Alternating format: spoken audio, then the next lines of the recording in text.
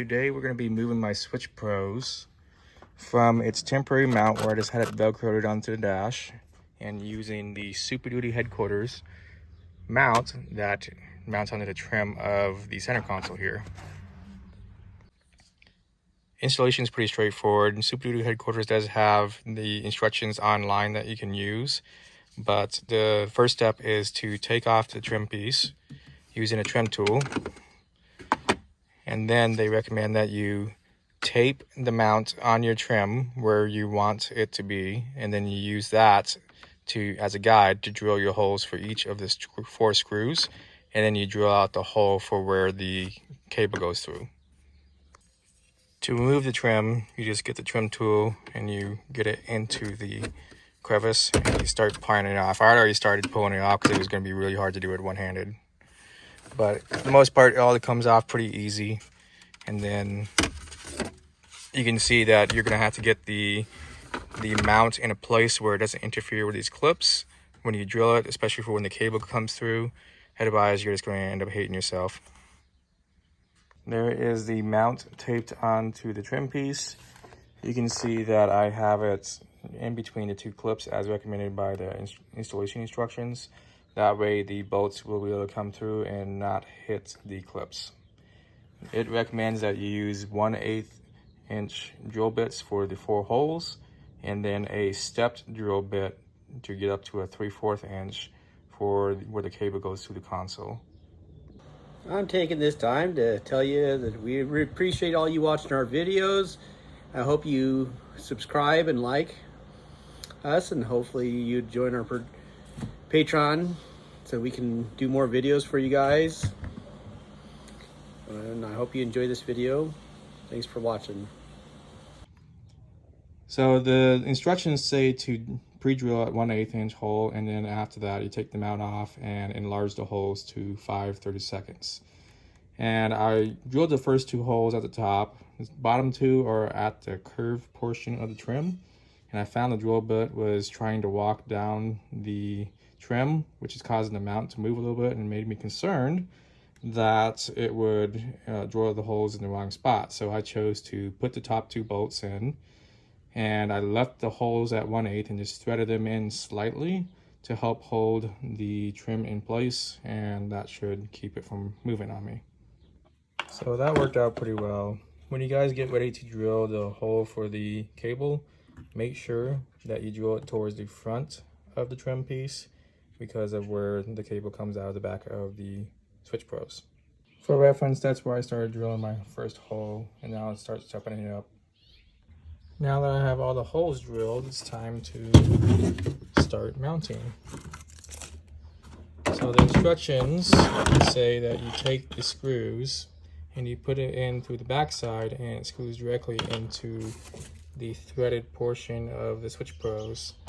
It does come with these little triangles that you use to get a better mounting surface here as it goes through the portion that is angled. Alright, so a few tips for you guys. You may not run into the issue, but I did. For this one right here, I didn't have a long enough bolt. No matter how hard I pressed on it, I could not get it to thread in. So what I did was I cut a little bit of this white fabric off so I can get in a little bit further, and then it finally was able to bite. The other thing is that these little triangular pieces, the one with the triangle on it, has to be towards the front of the vehicle. I tried putting these the other way around because it fit better, but the problem was that this one right here would not thread in because it's slightly shallower. So you have to use the triangle on the front bolt. Alright, so I'm ready to put this back in, and the best way I can figure is that this cable is going to go down underneath this metal clip, which should be this mounting point right here. So basically the cable hopefully will run down along this groove, which means I need to take this 7mm bolt out so I can get the cable to go along back behind here and come out basically right up here. Alright, you can see I got the cable in here. It fits pretty well. I'm just going to put the trim piece on there. I'm going to leave the cable from being tied up underneath the dash. That way I can have a little bit of... All right, you can see I have the cable running through here. It fits pretty well. I'm going to put the trim piece on and make sure it fits well, and I'll follow up with you guys. I got the cable run up through there. It fits pretty well. I'm going to go ahead and put this trim piece on. Just got to slide the little tabs into the dash and groove it fits in there.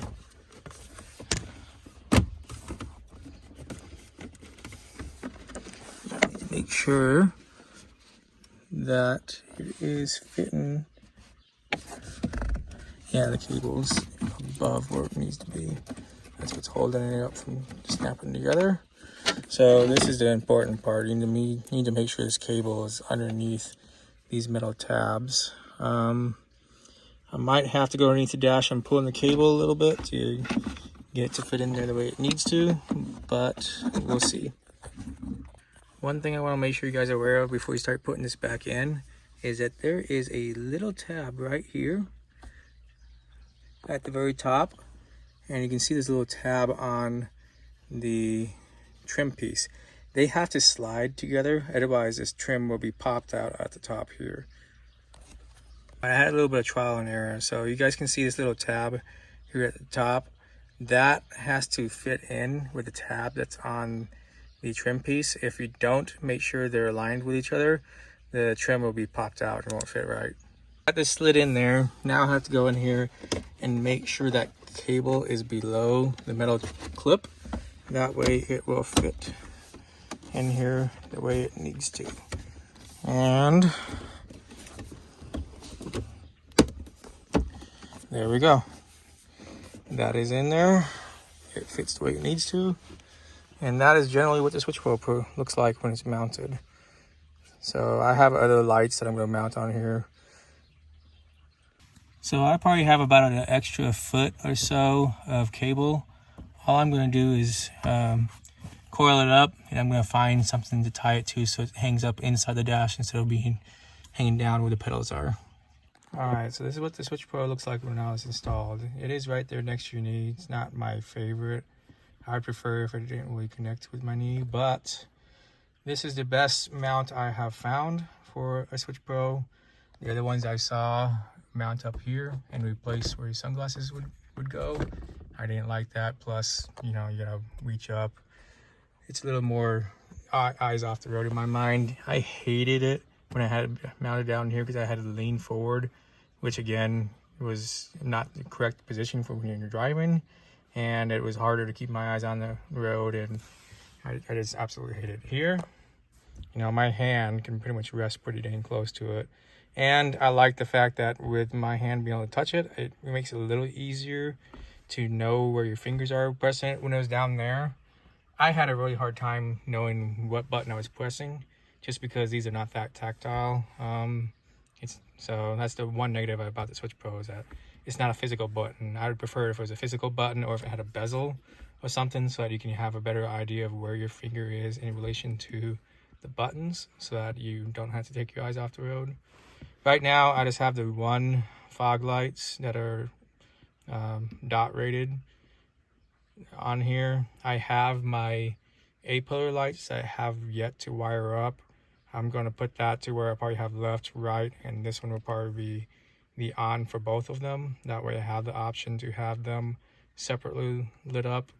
And then obviously I'll have 4 more places that eventually I plan on putting an ARB air twin compressor in here. And then I have some other ideas of power accessories that I'm going to end up putting in the bed for, you know, other things of that sort.